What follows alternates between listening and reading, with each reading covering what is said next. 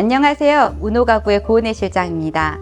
오늘은 고매동에 위치한 단독주택 현장에 왔습니다. 오늘 건축주님과는 1년 정도 디자인 미팅을 한 것 같아요. 처음에 건축주님께서 저희를 방문하셨을 때 하셨던 이야기가 아직도 기억이 납니다. 저는 계단은 노출 콘크리트로 할 것이고 벽에는 벽돌이 그대로 보이게 할 거예요. 이 얘기를 듣고 오늘의 건축주님도 디자인 스타일이 남다르시겠구나 라는 기대감이 들었습니다. 그렇게 해서 우리가 1년 동안 어떻게 디자인을 해왔는지 한번 보도록 하겠습니다.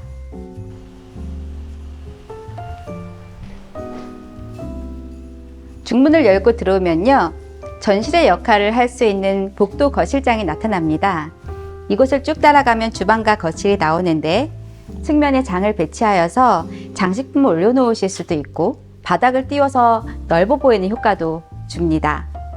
통로를 확보하기 위해서 장 깊이를 얕게 했는데요. 이 장의 깊이는 측면에 있는 유리장과 같이 합니다.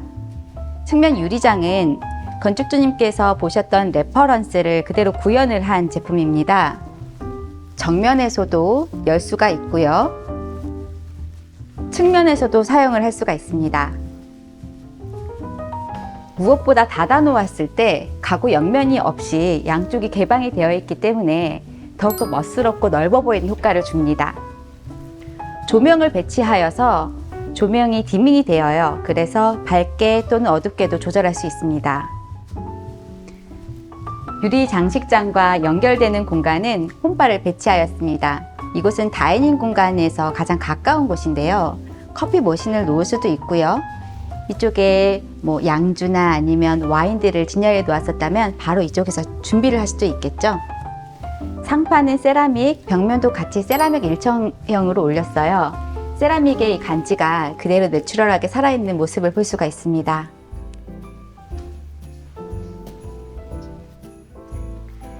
메인 주방의 포인트는 고제의 느낌이 나는 키 큰 장과 내추럴한 느낌이 나는 아일랜드입니다. 하나씩 열어보도록 할게요. 이렇게 뒷면을 모두 키 큰 장으로 설계를 하실 때는 안에 있는 모든 살림들 아니면 기기들을 수납하고 싶어 하세요. 이 양쪽은 키 큰 장이고요. 이 부분은 팬트리이고요. 이 도어를 열면 냉장고가 나타납니다. 맨 끝에 있는 작은 도어도 인출형 팬트리입니다.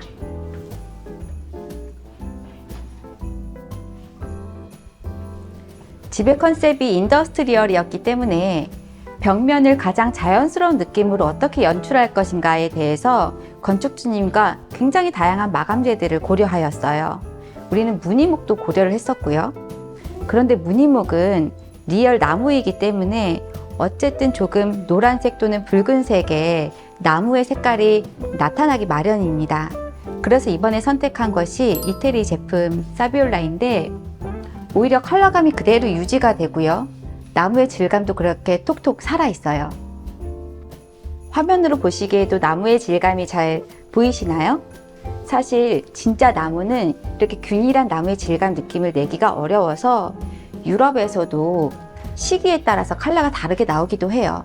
그래서 사실 최근 많이 찾는 마감재가 바로 이 사비올라입니다. 사이즈도 2800까지 나오고요. 패턴도 균일하게 나오면서 굉장히 고급스러운 마감이 가능합니다. 아일랜드로 돌아와 보면요. 아일랜드 상판의 질감이 굉장히 톡톡톡톡 살아있는 것을 볼 수가 있어요. 건축주님께서 기본 마감재들을 어둡게 배치하셨기 때문에 상판에서는 좀 밝게, 근데 밝으면서도 지루하지 않는 마감재를 찾기 위해서 최근에 나온 세라믹을 선택하였습니다. 물결 무늬가 크게 보이는데요. 상판의 폭이 1200이라서 굉장히 넓어요. 그래서 이 집에서 가장 돋보이는 공간으로 완성이 되었습니다.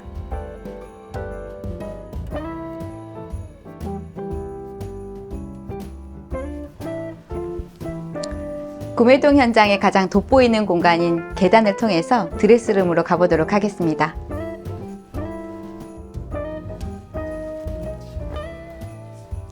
안방과 연결되어 있는 화장대 공간입니다. 이 파우더룸은 사모님의 공간이죠. 그래서 사모님의 취향을 반영하였습니다.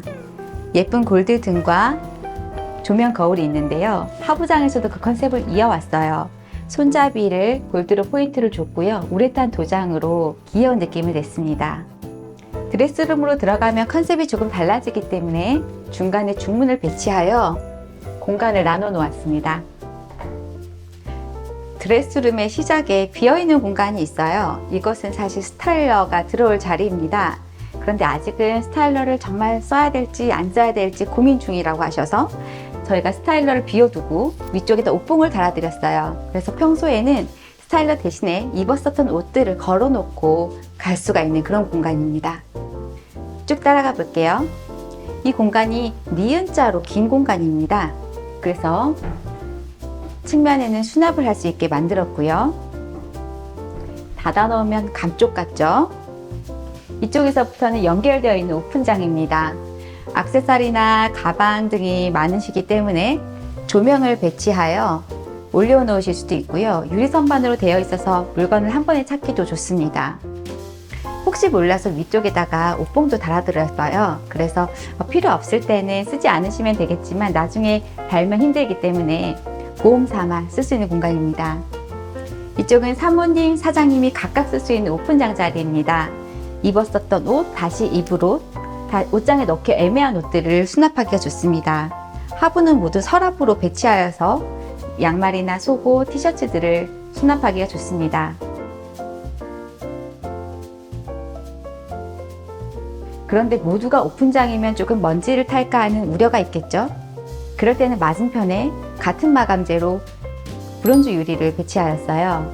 지금 조명이 다 들어와 있는데요. 조명은 모두 조절할 수 있고요. 내부 선반들은 모두 옮기수가 있는 구조입니다. 쭉 따라서 가보면 복도에서 가까운 쪽에서는 거울이 있어요. 나가기 전에 옷 매무새를 한번 보고 외출을 할 수가 있겠죠?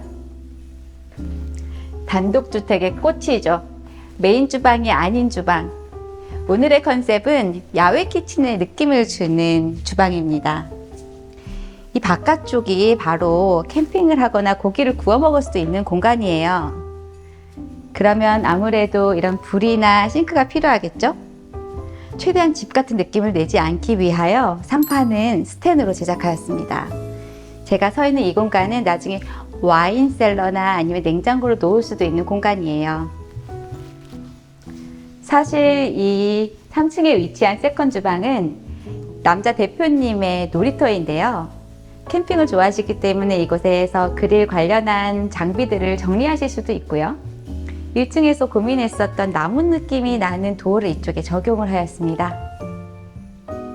외부와 가깝기 때문에 관리가 제일 쉽고 세척이 쉬운 상판으로 진행을 하였는데 사실 스텐 상판이 제작이 그리 쉬우지만은 않아요. 측면까지 내리면서 싱크볼을 아예 부착하여 제작하였습니다.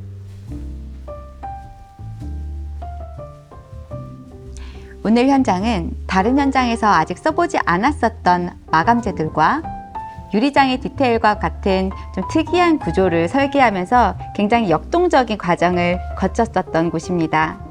건축주님께서 저희에게 영감을 많이 주셨고 그래서 저희도 해놓고 나니까 이런 식으로 우리가 다른 디자인도 해볼 수 있겠구나 라는 용기를 얻었던 곳이에요. 다음 현장에서도 또 재밌는 가구 이야기로 만나 뵙도록 하겠습니다. 감사합니다. 운호가구 고은혜 실장이었습니다.